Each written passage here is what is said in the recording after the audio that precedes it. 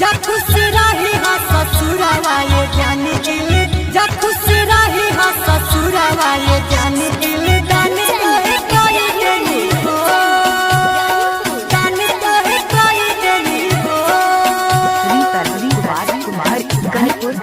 जा खुश रही हा ससुरवा प्यार हमर काल के ले जाई हा संभाल, तोहरा खोइछा में धोई देनी हो।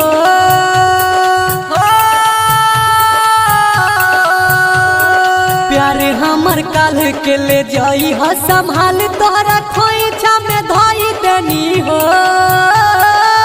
जा खुश रही हा ससुरवा ये जान दिल, दान तोहे कोई देनी हो।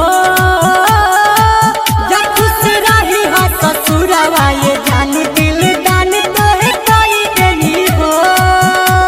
सनिया रिकॉर्डिंग स्टूडियो कटसा। मोबाइल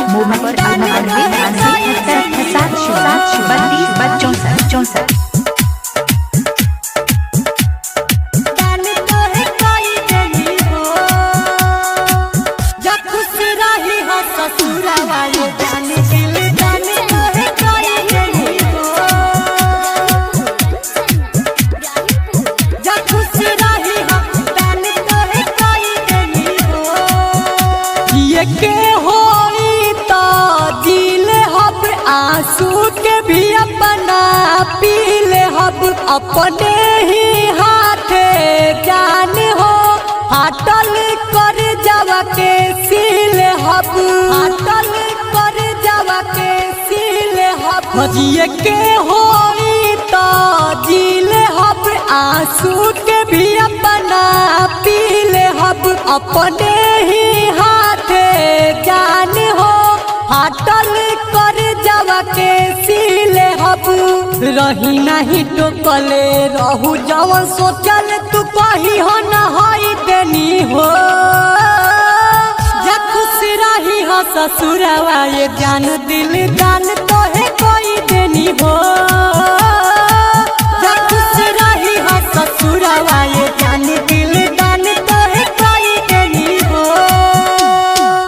जा खुश रही हो, जा खुश रही हो ससुरवा, दान तोहे कोई देनी हो। जा खुश रही हो ससुरवा ये जान दिल, दान तोहे कोई देनी हो। कंचन इब्राहिमपुर। दान तोहे कोई देनी हो। सनिया रिकॉर्डिंग स्टूडियो कटसा। गम के बोझा सब सही के दिखाई दीपका रही के, राइटर मंजय सोनू लाल देव से बतिया सब तोहार कही के, बतिया सब तोहार कही के। गम के बोझा सब सही के दिखाई दीपका रही के, राइटर मंजय सोनू उज्जवल से बतिया सब तोहार कही के।